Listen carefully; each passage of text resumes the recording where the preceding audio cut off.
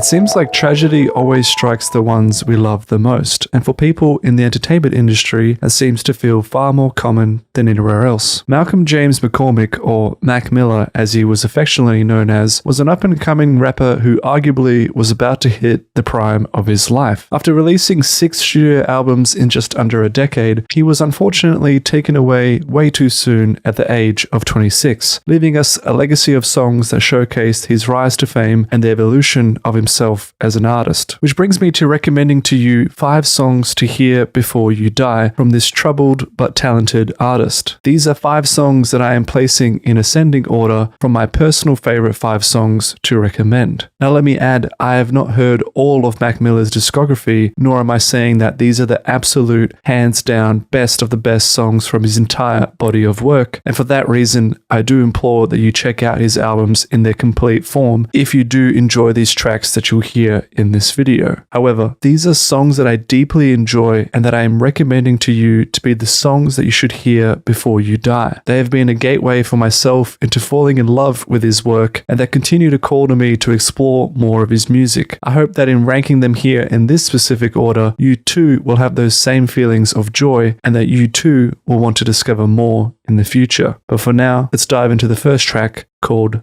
The Spins. Dope shit like that, Jeremy. Oh, hi. Welcome back to kids. Follow your dreams. Yeah. The Spins is a song from Mac Miller's 4th mixtape and breakthrough project called Kids. It uses a sample, or rather the backing track, from the song Half Mast by one of my favorite electronic pop bands, Empire of the Sun. And I think together with Mac Miller, The Spins is one of these more feel-good type of songs. To me, it's like a perfect summer song with just easy breezy lyrics that flow and lift you up while the melody carries you away down the highway with no end in sight. I think it's also from a time where Mac possibly had less stresses in his life, given it comes from an era where he wasn't yet a household name and he wasn't part of the broader rap industry. This is a song where he was essentially still just a kid because he was basically 18 years old when this mixtape was released, and you can kind of feel that same youthful energy on a song like this. This is just like a happy song, something where you can hear Mac talking about the dreams and desires of young kids, wanting to have a mansion, jacuzzi, and all the perks of being rich but with a young heart to go. It's not about life stresses or about getting old and wise, and not even really about getting incredibly high or intoxicated. It's just about having fun, being a grown-up kid, having a party with your friends, and living life to its fullest in terms of youthful ambitions and exuberance. That's what I love about this song, Below the Surface, but even thinking about those ideas too hard or too much is doing the track disservice, because it's not about taking life too seriously. Just let go and enjoy it. Hey, hey. Kids, what's up? I'm high as fuck, yeah. Dessert. I graduated. Oh yeah, I just graduated high school. Ha-ha!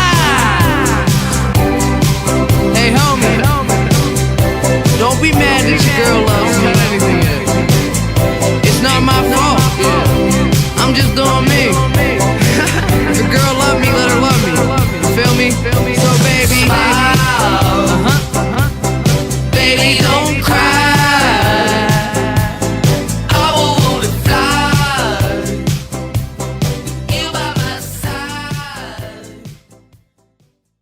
Moving on to another musical collaboration is the song Dang, which features the wonderfully talented Anderson .Paak, whose album Malibu is easily another project that I have to recommend and that perhaps we'll cover one day in the future. Like The Spins, Dang is a song that features a happier musical summer tone, but is albeit a bit less happier in terms of lyrics, given it's about the struggles to keep a good lady by your side. But honestly, it's again not really something that I feel like is meant to be taken too seriously, because it's more of a playful song that sings about the amusing irritances and annoyances of how the smallest things bother the ones we care about. What I love most about this track is the beat and softness to it. It's just like such a relaxing headbanger with this smooth calmness to it. There's also such wonderful funk with these brass instruments from either a trumpet or trombone or even a horn. There's a lot of soul within this song, and I also want to give mention to Mac Miller's fast-paced verse that goes incredibly well with the tempo of this beat. But that's definitely not to forget about the beautiful rhythm and vocals provided by Anderson himself. This is another easy song to recommend for those wanting something to add to their summer playlist. I run away so fast, no my heart like gold, but it break like glass. No my shit get old and I act so young, baby you so cold, never had no son. You this shit no fun. So when I get home, I'ma give you some, make you feel like wanna hit that drum. Yeah, the dick ain't free, I don't get no fucks. Yeah, it's complicated, got you frustrated. Get home late and you don't trust me, baby. You way too drunk, you don't know what I'm saying. You can drive my car, don't drive me crazy. Complicated, got you frustrated. Every single night I keep you waiting. You say you don't care, that's what you saying. We both know that's some bullshit. Okay, we be fighting, we be reuniting. Kiss me, touch me, tease me, me excited. Got a devil who I want it like that. Like double time? So like 140, 70 what? So 148. 148. Come on, guys. Let's show you how we do this.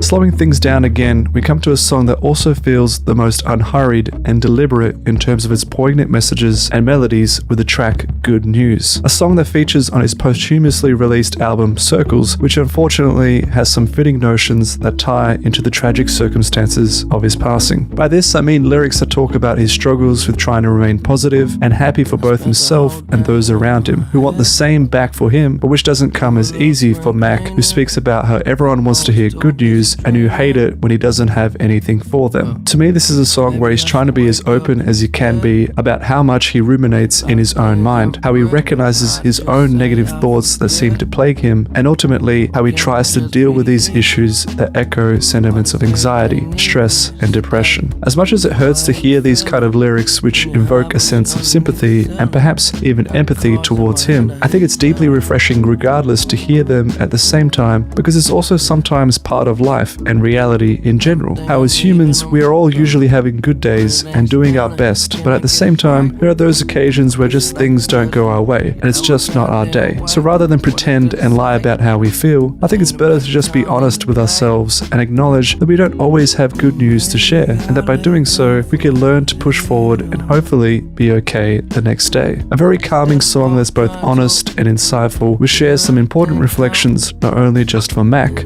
but also for ourselves. Half the time I don't even know what I'm saying it about. Good news, good news, good news, that's all they wanna hear. No, they don't like it when I'm down, but when I'm flying, no, it make them so uncomfortable, so different. What's the difference? When it ain't that bad, it could always be worse. I'm running out of gas, hardly anything left. Hope I make it home from work, but so tired of being so tired.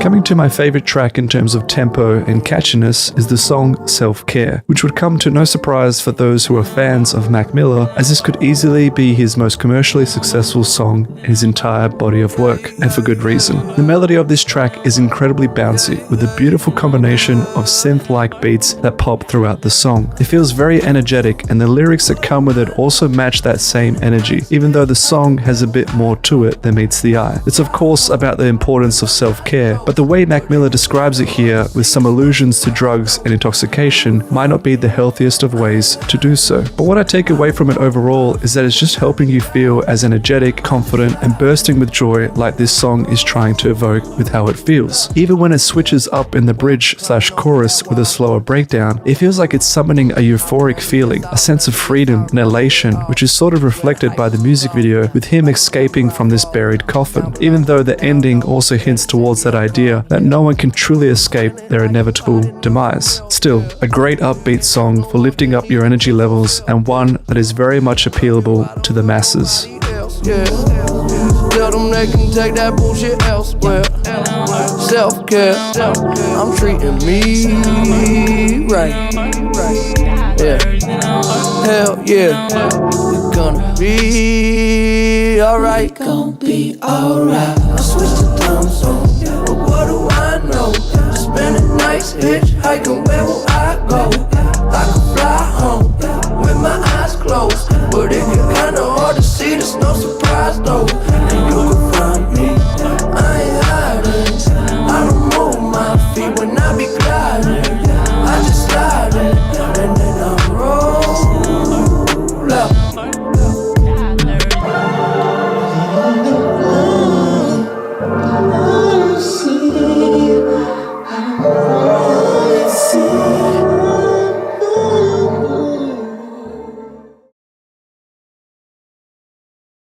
And finally, we come to my favorite song by Mac Miller with the track called Right.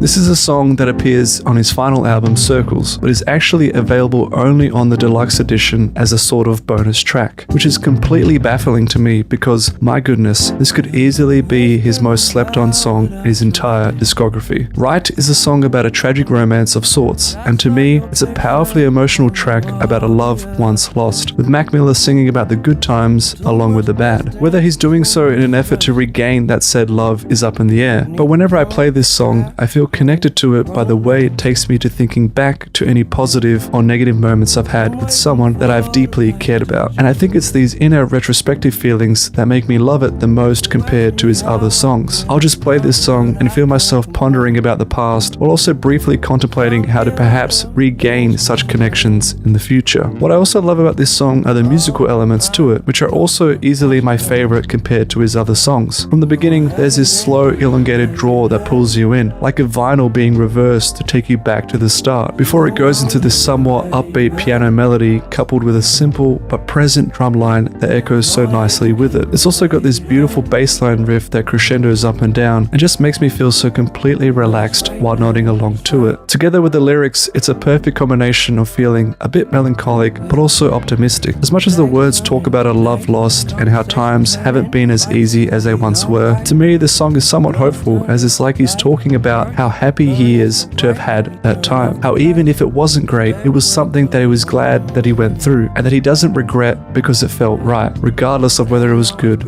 or bad. So while yes, I feel like he's singing that perhaps one day, again he might rekindle that fire with whoever gave him that feeling in the first place, in any sense, he sounds like a man that is content with what happened, and for that, I admire him. But most of all, I think this is just an incredibly beautiful song, with simple and powerful lyrics that go along with a melody to match. And that's why it's easily my number one song to recommend to you before you die. Yeah. Years ago I was so dumb, clueless, young and stupid, but look at who I have become. I ain't gonna break your heart, promise it's always safe. Baby, don't go now, pull me close. I know it hasn't been easy. Hopefully this has been an insightful introduction for those who haven't heard of Mac Miller before, or an enjoyable retrospective for those who are already big fans of him. Moreover, I think it's interesting to see how his music has changed over time, both in the lyrics and in the melodies, because you do get that sense that he quickly evolved depending on his circumstances and what was on his mind each time an album was released. What started off as a kid with youthful exuberance and bursting energy that filled out his earlier rap soundscape became the changing of a boy into a more mature but burdened man, with later albums speaking to his struggles with mental health and drug addiction. He was an individual with a bright spark, but who seemed corrupted by the darkness around him. Yet when I look back on his time as an artist, I choose to focus on the meaningful music and works of art that he created, rather than be too dispirited by the tragedy of all that happened to him. So hopefully, you too can enjoy his body of work that meant so much to so many people, and that unveiled both the origins and development of a true modern rap icon. This was Mac Miller. All right.